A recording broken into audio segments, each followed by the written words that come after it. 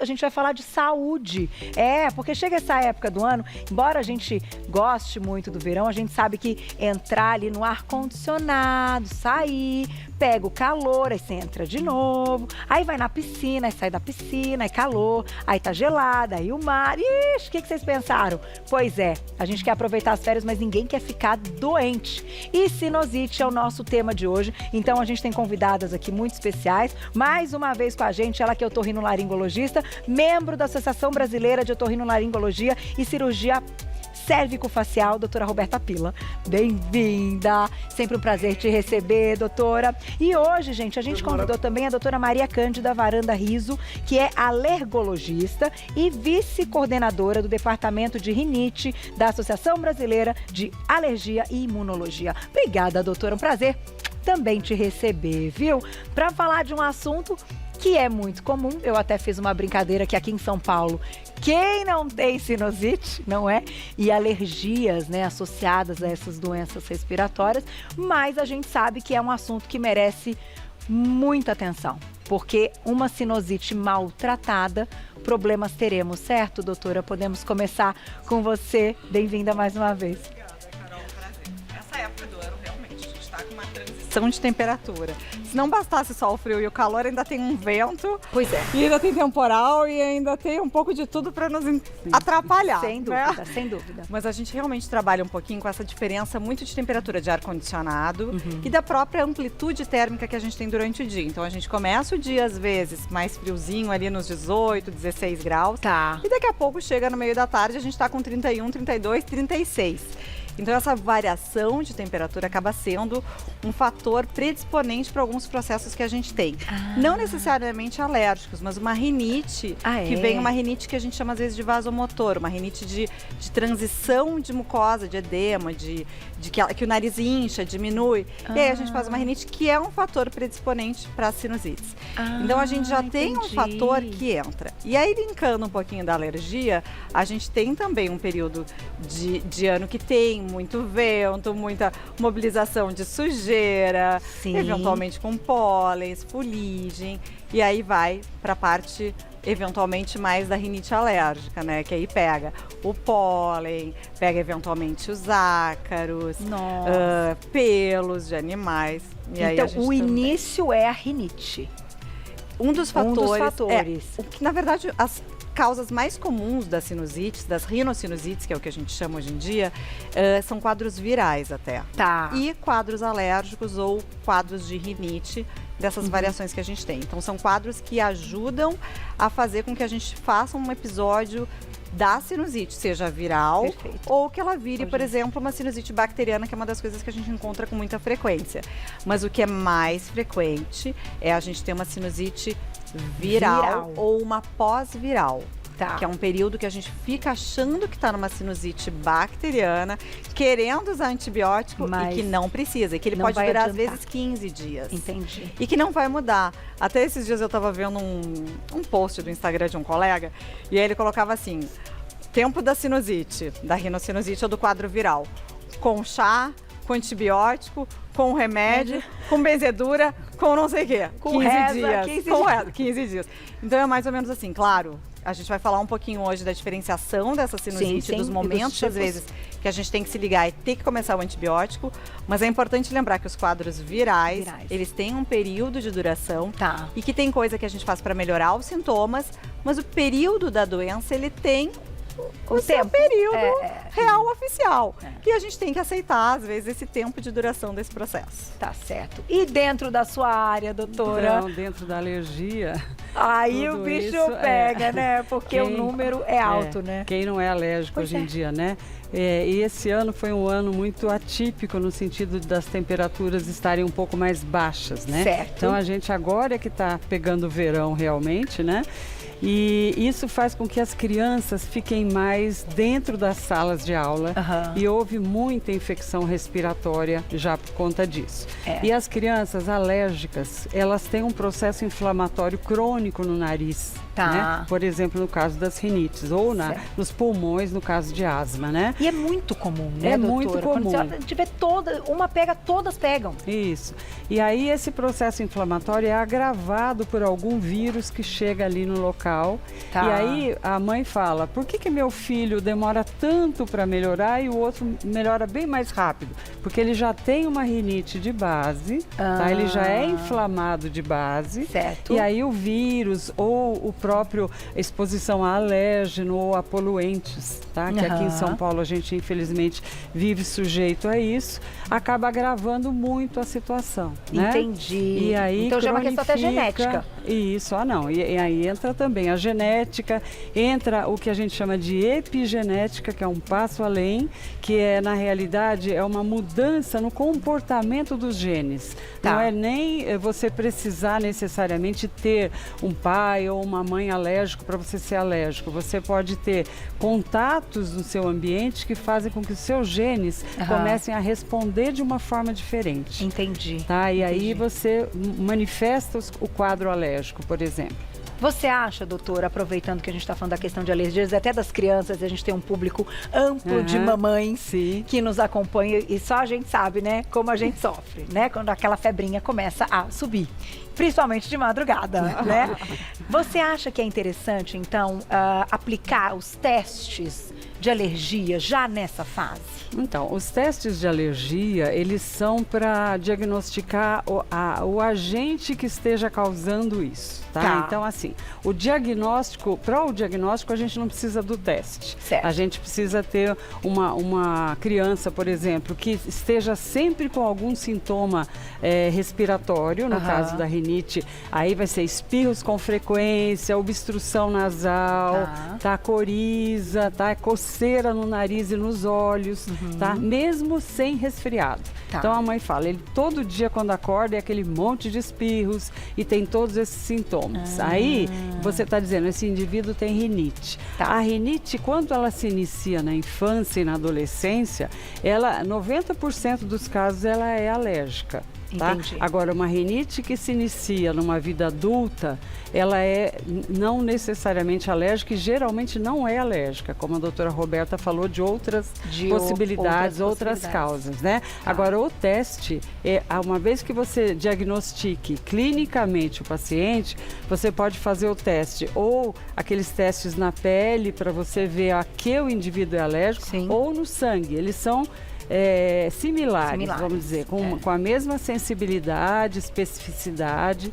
E aí a gente tem que tentar manter aquela criança, eventualmente aquele adulto, longe, distante da causa, né? Que nem sempre é fácil. Eu imagino. Nem sempre é fácil. Tal do pólen. E a gente tem que falar difícil também dos poluentes, né? Que vão ser irritantes das vias aéreas, né? Então, numa criança ou num adulto que já esteja inflamado, chega então um poluente ali no local, é mais ou menos como o vírus faz. Aumenta ainda mais o processo inflamatório. Entendi. E como a bactéria também, quando ela chega ali, oportunista, né, que vocês dizem, ela, enfim, já está com a imunidade baixa, o negócio já desandou, já está inflamado e chegou mais um bichinho na turma. Exatamente, é isso. O ambiente está ruim, porque a gente tem esse processo inflamatório, as células não estão tão prontinhas para nos defender, e aí a bactéria acaba entrando e fazendo um processo infeccioso muitas vezes secundário a esse quadro viral, ou às vezes uma rinite muito mal controlada, em que a gente fica com muita secreção. Então essa mucosa inflamada e não saudável faz com que a gente possa ter predisposição a esses processos. Vamos colocar na tela, acho que a gente tem um ilustra para mostrar ao pessoal de casa, então, para entender. E, doutora, se você quiser comentar, tá nas nossas imagens, e até como hoje é feito o diagnóstico, para a gente entender quando é viral e quando é bacteriana, né? Essa imagem, então, mostra, na verdade, o que acontece. A sinusite, a gente hoje, até a gente estava conversando antes, o termo de sinusite, né, Carol? Sinusite é um termo bem leigo, que a gente fala amplamente como a sinusite, mas hoje, as novas diretrizes e protocolos e toda a parte médica, a gente mudou esse termo para rinocinusite. Então, hoje a gente fala mais rinocinusite do que a própria sinusite. Entendi. Uma sinusite é mais rápida, mais fácil, tipo nickname, então fica fácil. Entendi. Então, quando a gente fala em sinusite, a gente está falando de um processo que começa numa mucosa respiratória que é dentro do nariz, por isso a mudança do termo para rinocinusite, onde a gente tem uma mucosa mucosa que é unificada. Tá. A gente tem uma mucosa igual, que começa na cavidade nasal, vai para os seios da face, vai muitas vezes para faringe, laringe e traqueia. E daí que a gente tem o que a gente chama de vias aéreas únicas, Tá. que é tudo mais ou menos muito parecido. Mas quando a gente fala então na parte da sinusite, a gente está falando de um processo além da cavidade nasal, do rino, Tá. os seios, que é a sinusite que a gente tem Por nos isso seios da que face, dói, da dor na quando face, aperta aqui, da congestão. dói. E aí Tá. a gente tem vários seios da face que, conforme cada faixa etária, a gente vai crescendo na faixa etária da criança até o adulto, se finalizando lá na parte do adulto jovem, do adolescente. Aham. E aí a gente forma, então, os seios maxilares, que são aquele, no vídeo, a gente tem esse seio bem do malar aqui, da maxila, né? Da parte de cima. Na parte de cima, embaixo do olho. A gente tem os etimoidais, que são bem no cantinho do olho mesmo, lá pro fundo, que é essa região aqui. Tá. A gente tem os frontais, que estão mais lá em cima, que é essa dor de cabeça que a gente às vezes por tem mais isso aqui. que tem dor de cabeça. E aquela lá atrás do olho, lá no fundo, é o seio esfenoidal, que Tá. também é um seio. Então a gente tem todos esses, que tem períodos de formação na faixa etária, quando a gente fala da criança até o adulto. Aham. E aí eles podem ser todos eles afetados por uma sinusite. Então, às vezes, a gente tem uma sinusite só do seio maxilar, Aham. a gente pode ter uma sinusite só do etimoide, só do esfenoide. E aí, baseado na causa, que tem diversas. Então, dependendo da faixa etária, dos fatores causais e de todos os processos, a gente vai levando para tipos diferentes de sinusite, que vão colocando também conforme for a localização desses seios. Entendi. E aí, quando a gente fala num processo alérgico, inflamatório, muitas vezes a gente tem toda essa mucosa com processo inflamado. E aí, variações anatômicas, que a gente fala que é a tampinha do ralo, Sei. dependendo de variações anatômicas, que são os ósseos dos seios que a gente tem, e o tamanho das células, é que vão ter mais sintomas ou menos em seios diferentes, por exemplo. E entendi, isso também vai contar se aquele adulto, criança, vai ter mais, enfim, mais repetições ali, Exatamente. né, dos casos. Exatamente. Porque a questão própria mesmo, então fisiológica. Tem muito anatômico que também coisa. envolvido. Eu vou aproveitar e colocar aqui que vocês citaram tipos diferentes, né? Então a gente acha que é tudo. Não. Temos, olha quantos, gente, sinusite aguda, sinusite crônica, sinusite subaguda, sinusite bacteriana, sinusite viral, sinusite alérgica, sinusite odontogênica, que a doutora comentou, sinusite recorrente. Bom, não temos que entender todas elas, porque não. claro que a gente precisa de diagnóstico. Mas eu queria entender uma coisa, e uma curiosidade. Todas elas podem aumentar a temperatura e dar febre? As sinusites agudas geralmente são infecciosas. Certo. E na maioria das vezes elas são virais. Tá? Certo. E podem ser também bacterianas, né? Como a doutora Roberta já falou, a maioria dos casos é viral, né? E dá a febre, gente pode tem dar que- febre. Pode dar febre. Na criança, então, tem crianças que têm a predisposição a ter mais febre. É o que Aham. a gente sempre fala, a febre não é do agente infeccioso, a febre é do hospedeiro. Tá, É da pessoa. é da Então, tem criança. pessoas que têm uma predisposição maior a ter febre. Entendi. Mesmo com qualquer tipo de vírus ou de bactéria, tá? Que coisa. Então, não é a febre que vai dizer para você qual a gravidade do problema. Tá? Entendi. Mas no caso, a sim, febre é bom, né? A febre é doutora? ótima, justamente por isso, porque ela avisa que a gente está sendo invadido, Aham. né? Ou está inflamado com alguma coisa, Tá. né? Aí, nesse caso da aguda, ela pode ser viral ou pode ser bacteriana. Agora, a sinusite, a subaguda, ela também pode ter essa característica, né? Agora, a sinusite crônica, normalmente, ela não é infecciosa. Ela tem outras características. Parecida com a sinusite alérgica? Não é parecida, mas a sinusite, por exemplo, a sinusite alérgica, a alergia ela pode estar embutida dentro de um dos fatores da sinusite crônica. Tá, Tá? entendi. Então, a alergia pode ser um fator predisponente a uma sinusite crônica.